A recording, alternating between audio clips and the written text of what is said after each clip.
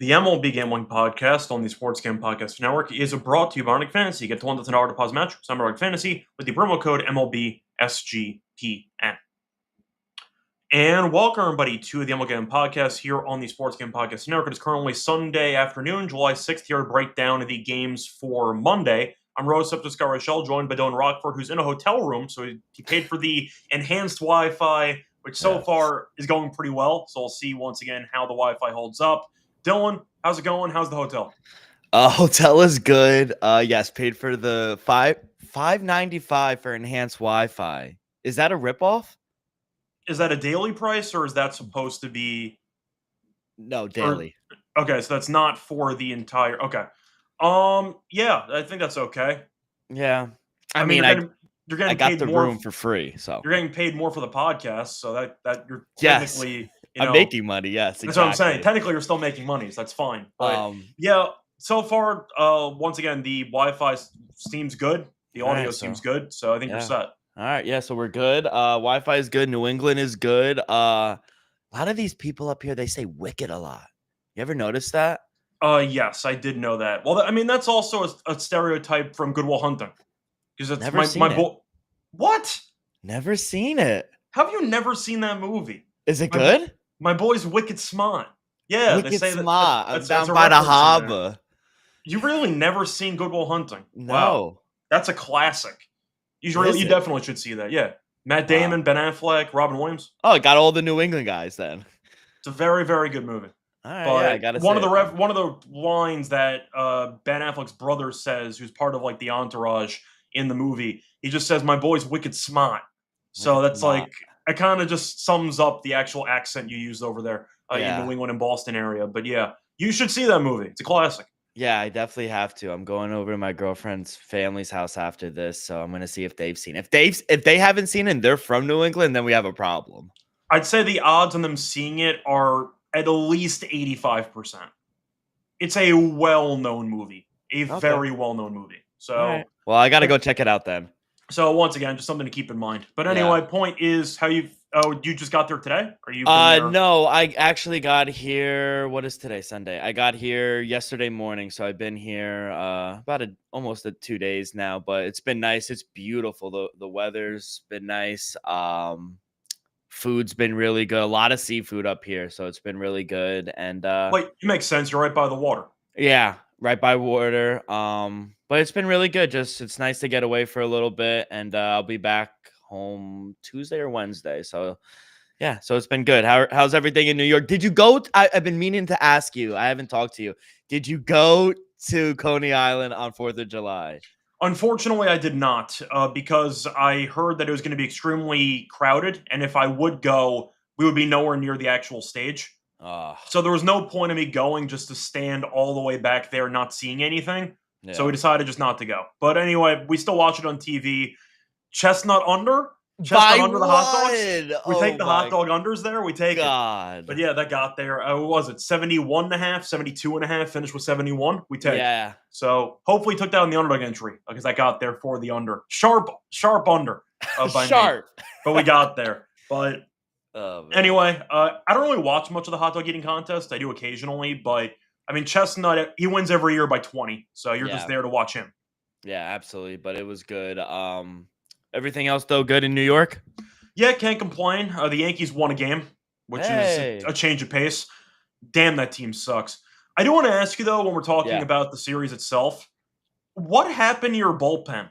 Because I know that you won the series and everything. The Yankees bullpen wasn't good either.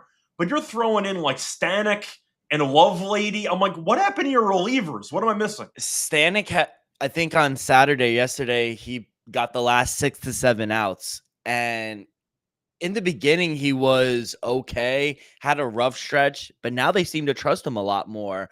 I don't know what's been going on. Edwin Diaz has been good when they call him in, but bullpen was like one of the best bullpens in the league for the first month or two.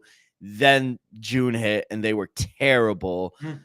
They've been okay. They won 3 of the last 4 games, or 4 of the last 5. They lost today, but they're starting to play a little better towards the All-Star break, which is a good sign. But yeah, the bullpen is not it's not even top 10 anymore. They've been really bad. Yeah, it was the one thing that kind of surprised me because the other Mets bullpen was elite for the first couple months. And I'm Yeah. just looking at the bodies they're throwing out there, and it's like Lovelady, and you're throwing in Stanek and a couple other guys. I'm like, what happened to your good relievers? Like, what am I missing here? But maybe Yeah. all of them got injured. But either way, nice series win for you, and I'll take the finale there of series. But Toronto keeps winning anyway, so Yankees are still behind. But it is Did what you it see is. that So, broadcaster who took a little jab at Michael Kay? I vaguely know what you're talking about. To be honest, I don't really dive into it. I know Kay made some comments about how the Blue Jays aren't a first place team. I don't know what that means because my eyesight works and they're top of the division. So I don't actually know what that means. If you Me want to call it either. run differential for the hell of it, that doesn't mean anything. It means Toronto's good in close games. It doesn't mean anything. Their bullpen's good. They're hitting. Their pitching's been actually really fucking good lately. Yeah, I don't know what that was supposed to mean. I don't know if they were supposed to try to take a jab at him. I think it was an eye test thing. He was saying if you look at Toronto's overall numbers, they don't look like the normal first place team. I think that's what he meant to say. I don't really care. I'll go by the standings. Yeah. It doesn't matter if you look at first place team or not. If you're ahead in the division, you're ahead in the division. So I didn't agree with Kay. I'm fine with Toronto's clap back there. Why not? You're in first place. You can do whatever you want. So there you go. Did you see Zach Wheeler today? Holy shit. Is he the best pitcher in baseball? Best pitcher in baseball, no. I still think Scooball, who gave up no runs in 7 innings today, 10 strikeouts, is probably the best pitcher. But Wheeler's been great too. I know Skeens right now has given up no runs through 3. It's tough to say he's the best pitcher in the league when Scooball basically did the exact same thing today that he's been doing for 2.5 months and basically an entire calendar year. Yeah. Scooball's number 1. Yeah, that's fair. Scooball's 1. Honestly, we're going to talk about him later in the show, but Jacob deGrom is up there too. I mean, deGrom's up there, but I would still right now probably put Skeens at 2. Wheeler's probably 3. If I had to go, I think Skeens would still be 2. It's not his fault. His team can't score any runs for him. Yeah, that's the unfortunate part. But there you go. But either way, once again, a decent amount of baseball going on. A couple of games went final already. Rough beat there if you had the under in that Tigers game. It was 1-0 in the bottom of the 9th. Wild pitch for the tying run. 7.5 once again. And Detroit scored 6 runs in the top of the 10th. Scott, Guardians gave up 1 hit through 9 innings, and they were trailing by 2 runs. How does that happen? It was rough. They were down 1-0. They ended up. It was just bad. It was really bad. Cleveland can't hit. I believe yesterday was the 8th time they've been shut out in a month. Terrible. I think they lost again today. Have they lost 10 in a row?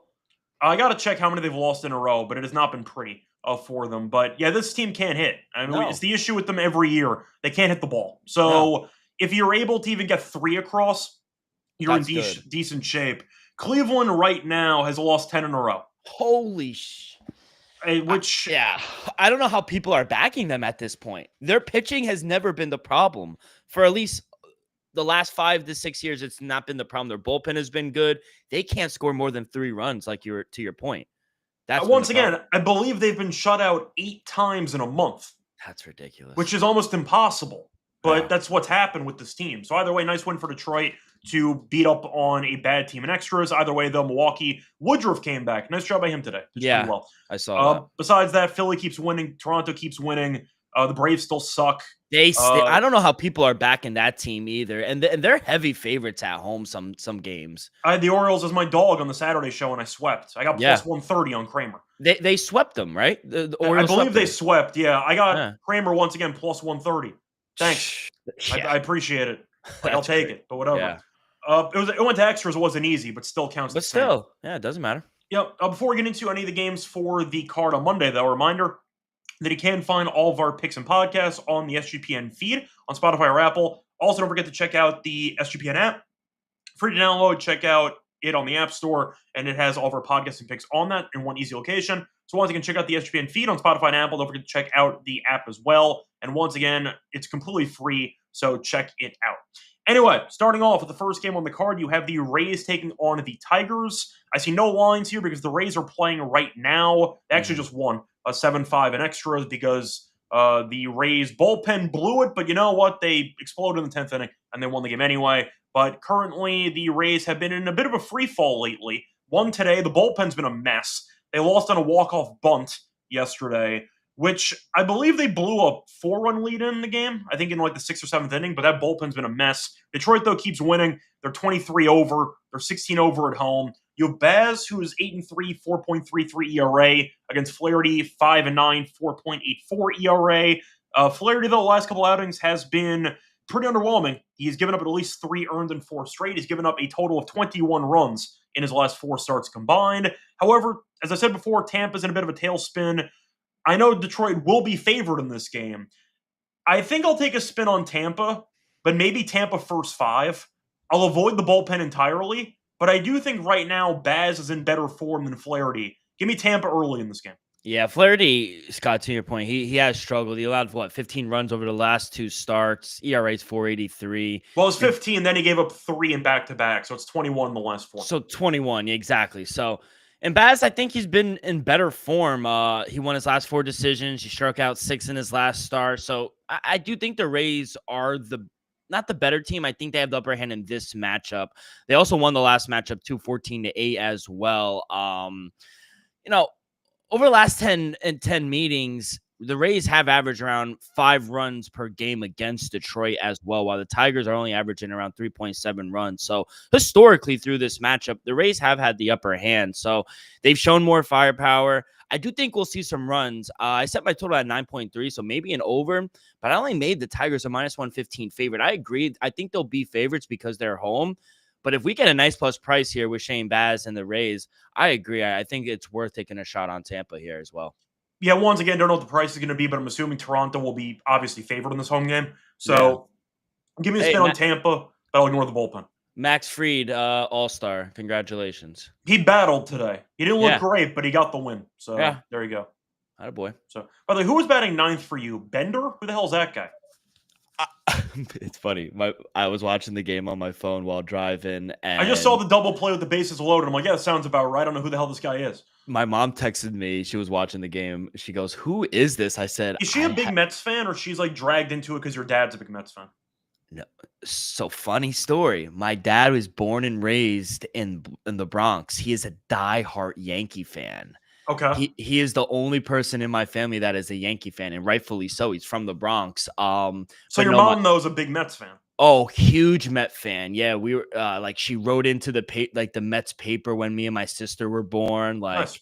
Huge Met fan. My grandparents huge Met fans. Starting pitchers real quick though for AL: Skubal, Crochet, Fried, Kikuchi, DeGrom, and Hunter Brown. I was not expecting Kikuchi's name on there. But he has been dealing at home. He's been good. He's been good. I just didn't expect his name to be there. But I'm trying to think of who would represent the Angels in theory.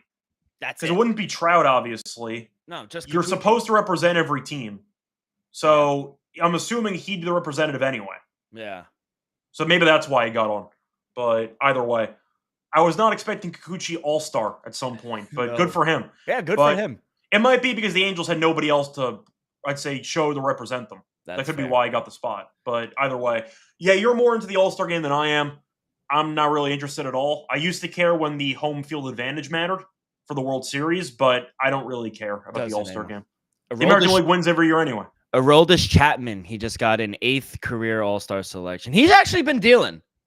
Aroldis Chapman. Yeah, he has, but I also don't know who would be the representative for Boston. Oh, no, they got Crochet, actually. They didn't need Chapman for that. So, yeah, it's fine. I mean, he has been very good. So, there you go. Yeah. But anyway, point is, give me Tampa in the first 5 in this one. Yeah. But wait, so, and once again, your mom had no idea who that guy was batting 9th? No idea. And she watches every game.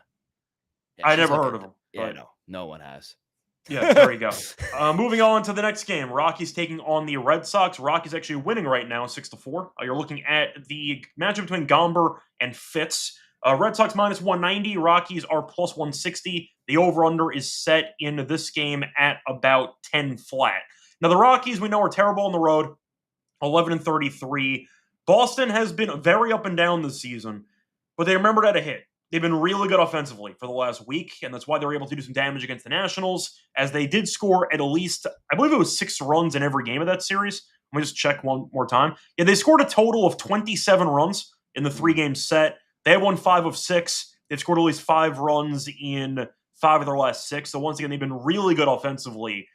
I like the 1.5 for the Red Sox here. We know the Rockies stink.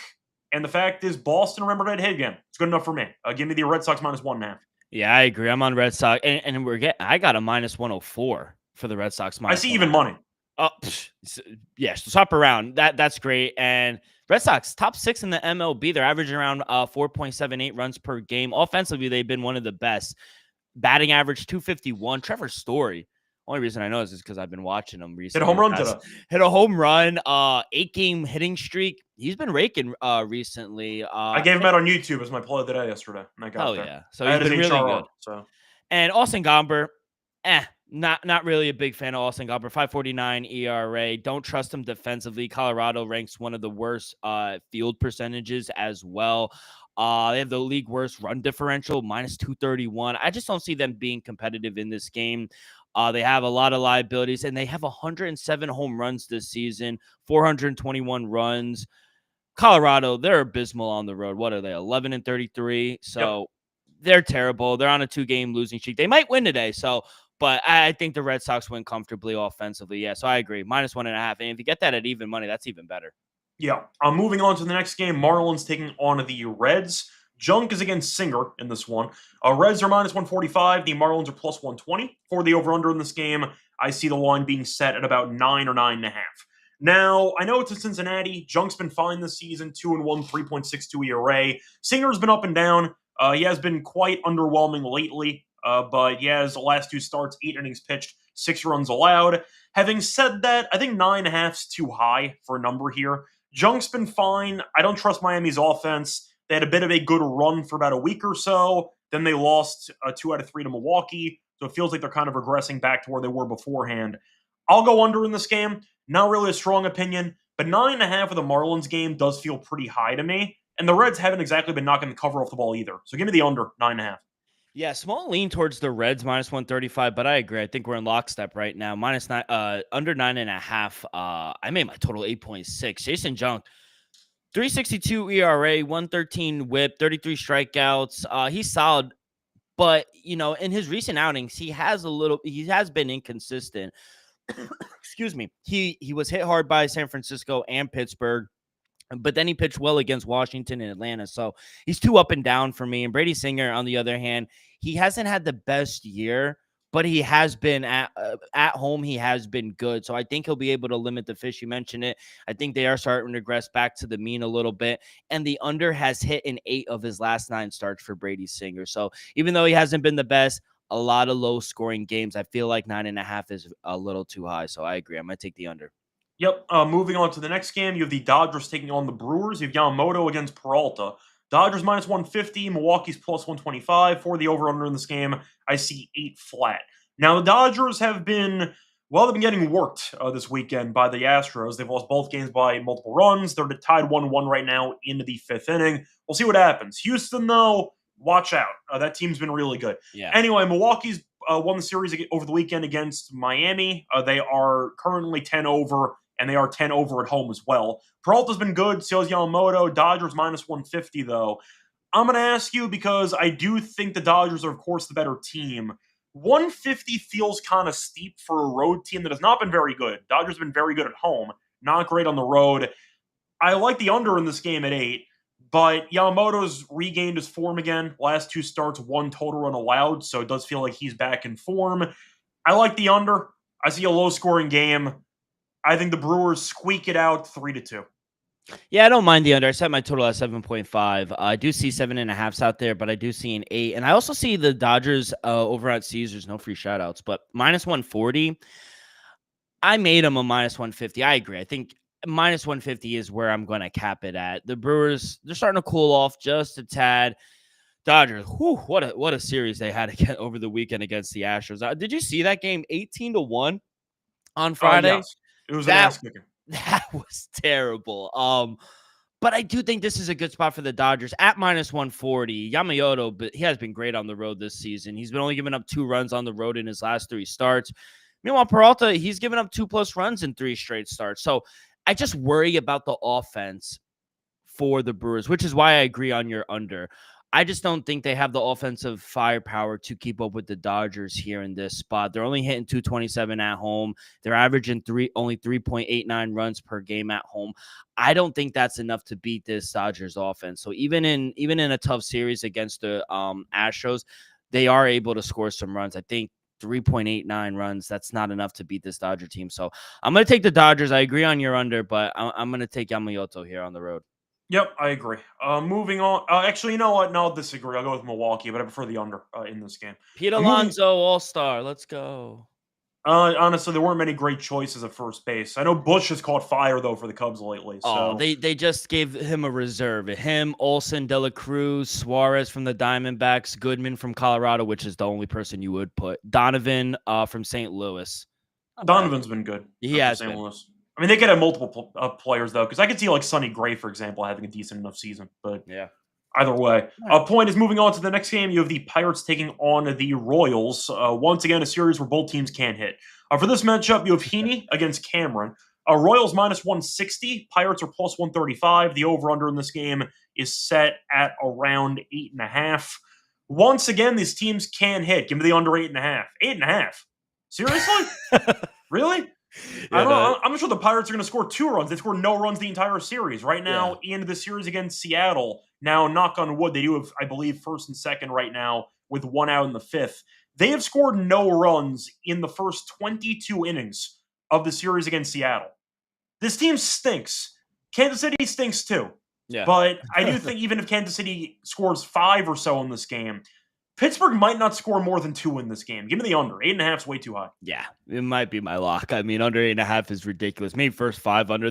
And honestly, on a side note, there's no way the Royals should be this big of a favorite. Noah Cameron is good, but he has struggled at home. And not to mention, Royals have lost his last 8 of his 9 starts, and 6 of those 9 have gone under this number. So I don't expect a lot of numbers. I set my total at 7.7. 8.5 is insane. No one is talking about it, but the Pirates, when they were going on their winning streak, their bullpen has looked great. They're a borderline top 10 bullpen as well. Royals, their average a league worst at home, 2.84 runs per game.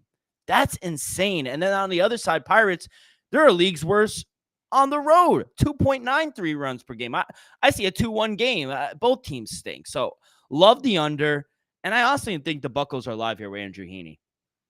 Yeah, they might be. I think the price is too big with you, but I don't want to bet the Pirates based on the offense recently, but I'll go with the under instead for this one. Before we get into the remainder of the card for Monday, a reminder that brought to you by our sponsor, which is Circa, because they're still hosting the Circa football contest for Circa Million Circa Survivor. You can know ball, you can prove it. Enter the contest with $21 million guaranteed prizes. There's no rake, so if the entries go above the guarantee, the extra money will all go to the prize pool. Circa Million, pick 5 teams ATS each week or go for the ultimate sweat in Circa Survivor. Even enter the Circa Grandissimo, a 100 million Circa contest for Survivor. You must register in person in Vegas, in Circa, and a reminder, you can sign up in Vegas, play from anywhere, with the help from SGPN's official proxy. Go to footballcontest.com, use the code SGP, $50 off your proxy fees. We're also brought to you by MyBookie, because they're available in 10 locations. Use them for baseball, for WNBA, for golf, for football futures, etc. Also use it on locations. Use crypto for fast payouts. Use deposit and sign up though for an account. Use code SGPN to get a 100% match up to 1K. Terms and conditions of MyBookie promo code SGPN. Welcome back, everyone, to the MLB Gambling Podcast. With the first couple games on the card for Monday. Time to keep rolling with the next game. Moving on to the matchup between the Blue Jays and the White Sox. For this one, Toronto's minus 175. The White Sox are plus 145. Berrios is against Burke. For the over-under in this game, I see 8.5. Now, Toronto's been rolling, and the White Sox, we know, stink, but they are better at home than on the road. Now, Burke's been okay this season, actually. ERA around 4. Berrios, though, has been really, really good lately, with the exception of the last start. He had 2 straight starts of no runs allowed. Then the Yankees killed him, but they won anyway. He gave up 6 runs in 4 1/3, but he's been alternating very good and very bad starts. To go through the actual numbers here, through each start, 4 1/3, 6 runs, 7 innings, no runs, 7 2/3, no earned runs, 4 2/3, 6 runs, 6 2/3, no runs, 6 innings, no runs, and 6 innings, no runs. So he either gives up 6 or basically 0. And the White Sox aren't very good on offense, so I do think it's a good spot for Toronto. Give me the hot team here. Give me Toronto minus 1.5. Yeah, another total for me. I'm going to take the under 8.5 here. Blue Jays are red hot, like you mentioned, Scott. They should win this game, but minus 170, I think, is a little steep. My total came out to 7.9. You got winds blowing in around 7 miles an hour in as well tomorrow night in Chicago. So, and you mentioned it. I got to give credit where it's due. Historically, I am not a Jose Barrios fan, but he has been. Neither really am I, good. but he's been pretty good this season. Yeah, so. he has been. I mean, he had like a 150, 160 ERA in the month of June. He's good on the road. Batters only hitting 236 off of him on the road. I got to give him credit. He's good. White Sox stink against righties. I don't expect a ton of runs. All 3 games over the weekend went under when they swept the Halo. So, and he's backed up by a top 10 bullpen as well. And on the other side, Sean Burke, you mentioned he's been serviceable as well. Last 3 starts have been really solid. I think we'll see another low-scoring game. I do think Blue Jays win this one comfortably, but we could both win 4-1, 5-1 type of game. 8.5 seems a little high. Yep. Moving on, though, to the next game on the card. Matchup between the Guardians and the Astros. Yeah, I don't really have much else to add based on current form right now. One team's lost 10 in a row. The other team's been rolling. But I'll ask you, for the sake of this matchup, looking at the actual price and the actual pitchers for this game, you're looking at Brown against Bybee. Yeah, this is not going to take long. Houston's minus 165. Cleveland's plus 140. For the over-under, I see 7. For the run line on Houston, I see plus 140. Yeah, give me the run line. Yeah. Houston's been great. Cleveland can hit. They've lost 10 in a row. Plus 140 with Brown. Hell yeah. That's a great deal. I'll take that. I got plus 126. Where did you get plus 140? Because I want to bet that now. I see 140 available on FanDuel right now. Oh, yeah. I got to take it. I got plus 126, and I love that. I mean, with Hunter Brown on a mound, I feel like that's a steal. How can we mentioned at the top of the show? How can anyone back this team right now? They stink. They've lost 10 in a row. They can't score. Their bullpen stinks. Tanner Bybee isn't good on the road either. This is just a terrible situation for the Guardians, and we know how good Hunter Brown has been this year, especially at home. He hasn't given up more than 2 runs in 7 straight starts. Do they even score 1 run tomorrow? I don't think so. Yeah, Astros minus 1.5 plus 140. That's ridiculous.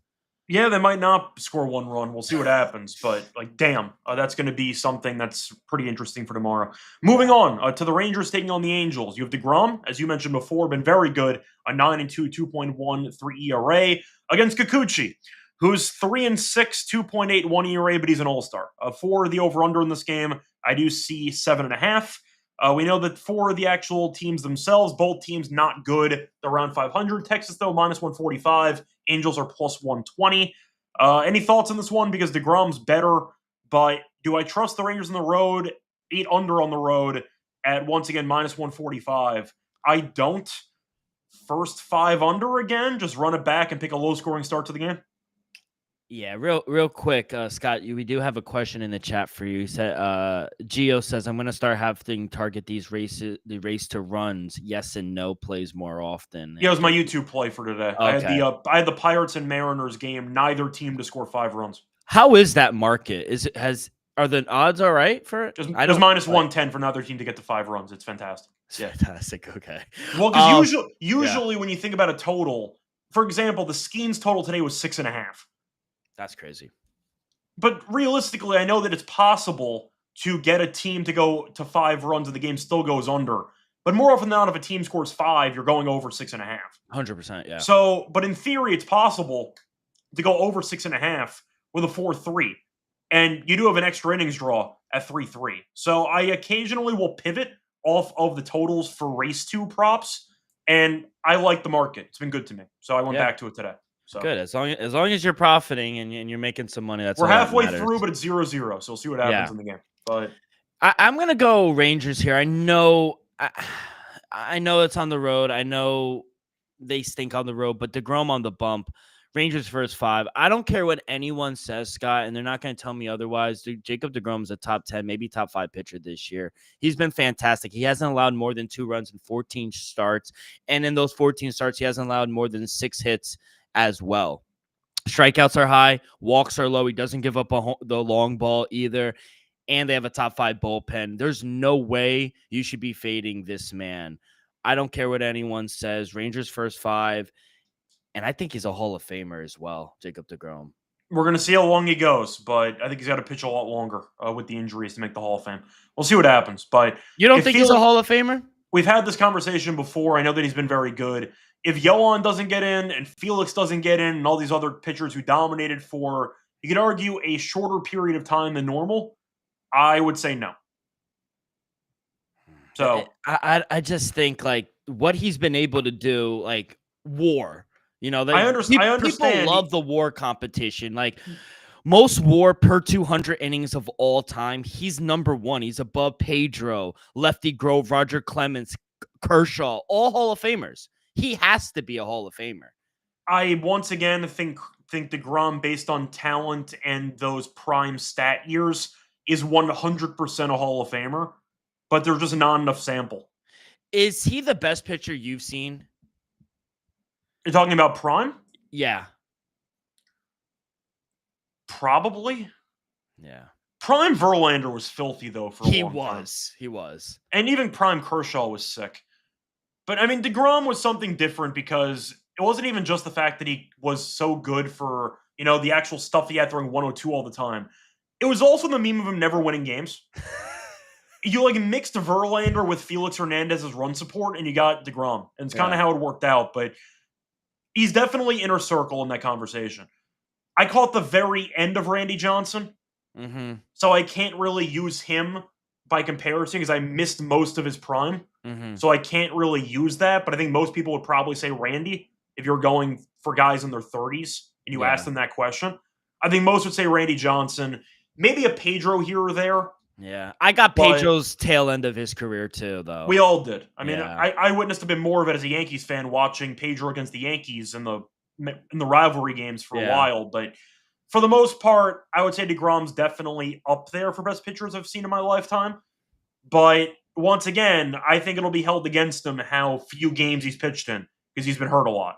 Yeah, it's just unfortunate. But it's unfortunate. We'll see what happens. But he's a very interesting case. I'll put it that way. Yeah, that's fair. I mean, if you want to make a comp, it's going to make you, I'd say, a little bit upset because it's going to involve your team again. It's a pitcher, but is it similar to the David Wright argument? Guy was an absolute monster at his position, but he kept getting hurt, and at some point the stats didn't stack up. Yeah, is that fair? it is. Wright couldn't even stay on the ballot. It wasn't even close. No, you're right. So I'm just saying, I feel like you can argue there's a lot of guys in different sports who thrive for a very short period of time, and longevity matters. I feel like deGrom might. Well, I personally don't think he gets in, but we'll see what happens. So we'll see. Right. Hopefully, he stays healthy. And if he stays healthy the rest of his career and puts up in these kind of numbers, then he has to be in. And he's already won a championship. Yeah, I got an A on the group project.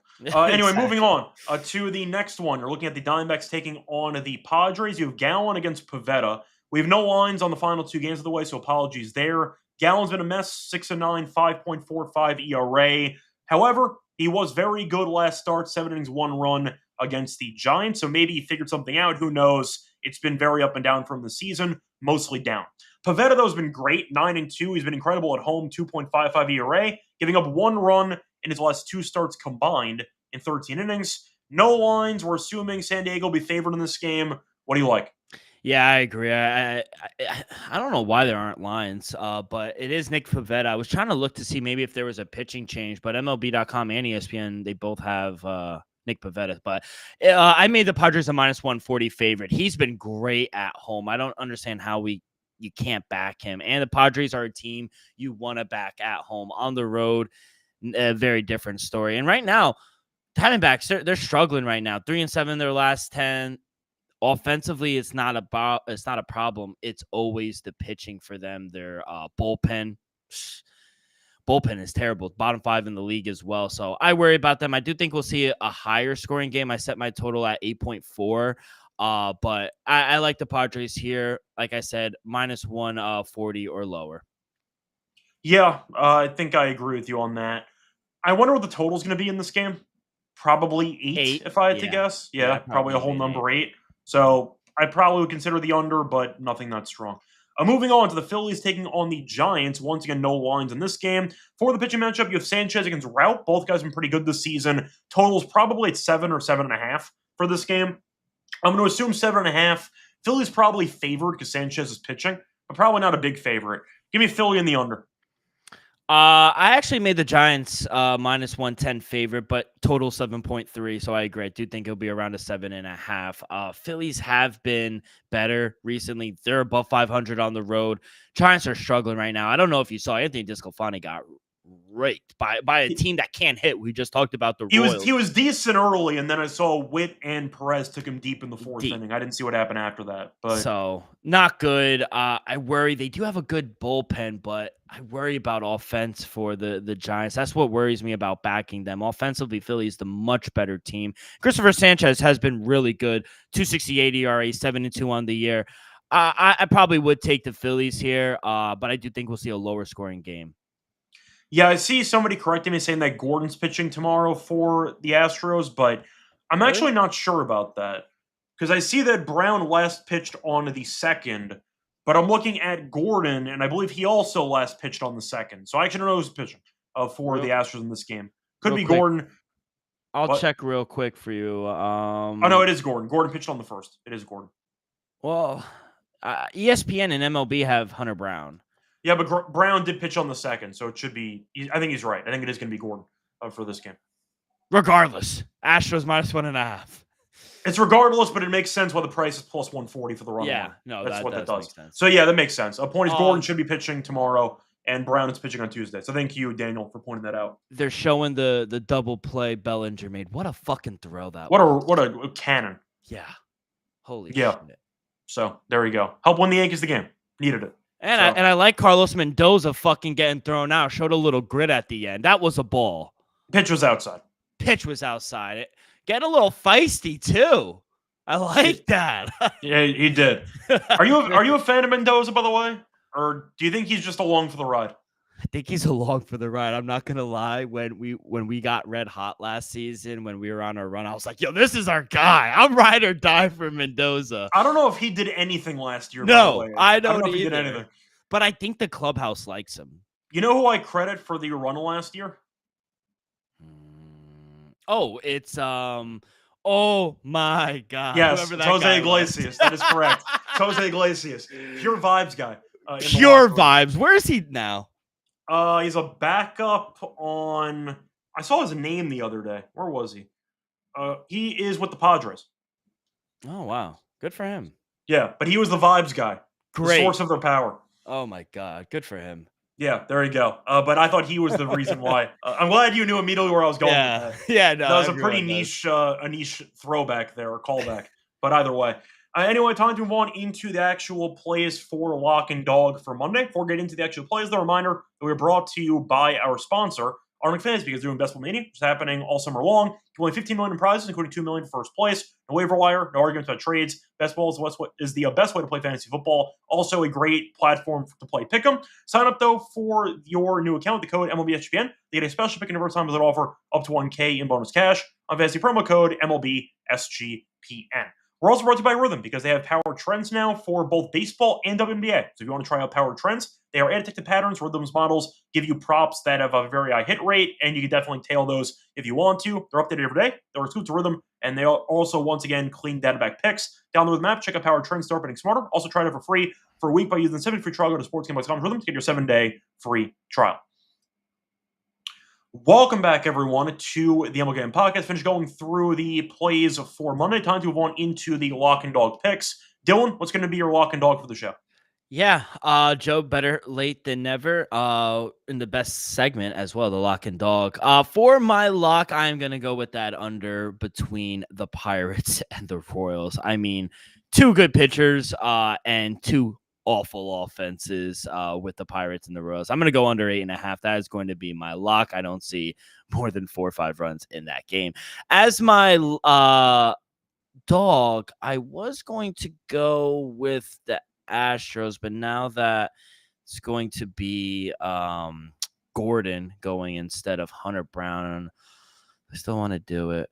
Yeah, Guardians stink. They've lost 10 in a row. I'll still take the plus 140 with the Astros on the run line. This team stinks. They can't hit.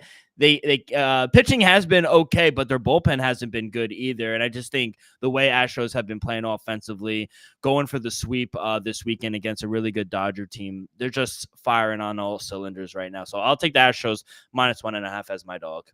Yeah, so for my lock on the show, I also thought about taking the under in that Pirates game, of course. Do I want to go for the Red Sox in this one or no? Because I could, but I don't know if I actually want to bother. Because Fitz doesn't go much distance, and I don't really like their bullpen at all. But the Red Sox offense has been mashing lately, so it could be a good spot for them. The under 9.5 in that Miami game could be interesting, potentially. You know what? I'll just go for the Red Sox. I'll back the team in good form. Give me the Red Sox to get the job done here, -1.5 at +100 as my lock. Think that Gomber's going to struggle against the hot offense. I think Fitz can go okay. Mostly just fading Colorado on the road, and Boston's been mashing. Good enough for me. Give you even money on that one for my lock.